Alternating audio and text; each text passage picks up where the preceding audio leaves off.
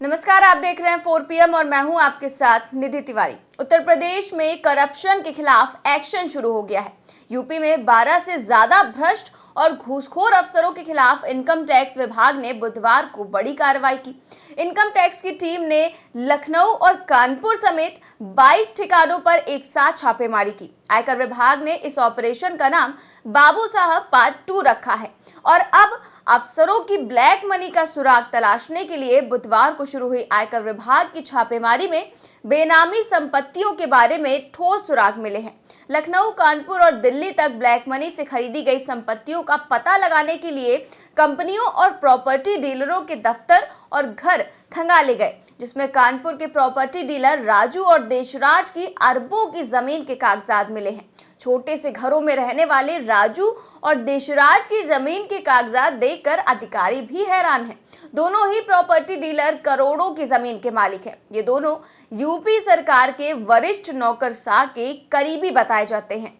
वहीं आयकर विभाग की छापेमारी में लखनऊ के भी कई लोगों के यहाँ ठोस सबूत मिले हैं। आयकर विभाग ने लखनऊ के सरोजनी नगर, आलमबाग, जानकीपुरम विस्तार, गोमती नगर, महानगर, फरीदी नगर और बंथरा में कई प्रॉपर्टी डीलिंग का काम करने वाले लोगों के यहाँ छापेमारी कर करोड़ों के दस्तावेज बरामद किए हैं और बड़े पैमाने पर बैंक खातों में कैश जमा करने, उसे विभिन्न कंपनियों में डाइवर्ट करने और फिर उससे जमीनों की खरीद फरोख्त करने का नेटवर्क का पता लगाया है।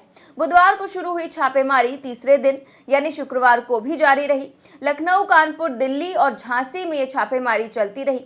आयकर विभाग के सूत्रों के मुताबिक छापेमारी खत्म होने के बाद सोमवार को कुछ लॉकर खोले जाएंगे। इसके बाद आयकर विभाग ब्लैक मनी की इस ट्रेलर को लेकर बड़ा खुलासा करने की तैयारी में है। इनकम टैक्स डिपार्टमेंट ने इस कार्रवाई का नाम ऑपरेशन बाबू साहब पार्ट 2 रखा है। विभाग ने इससे पहले 18 जून को दिल्ली से भी छापेमारी शुरू की थी, जिसका नाम ऑपरेशन बाबू साहब पार्ट 1 रखा गया था। दरअसल यूपी के कई विभागों में तैनात करीब 1.5 दर्जन अधिकारी अब इनकम टैक्स विभाग के रडार पर हैं। वहीं गुपचुप तरीके से शुरू हुई इस छापेमारी के बाद चारों तरफ हड़कंप मचा हुआ है। फिलहाल इस खबर में बस इतना ही। देश और दुनिया की तमाम बड़ी खबरें जानने के लिए देखते रहिए 4 PM न्यूज नेटवर्क। नमस्कार।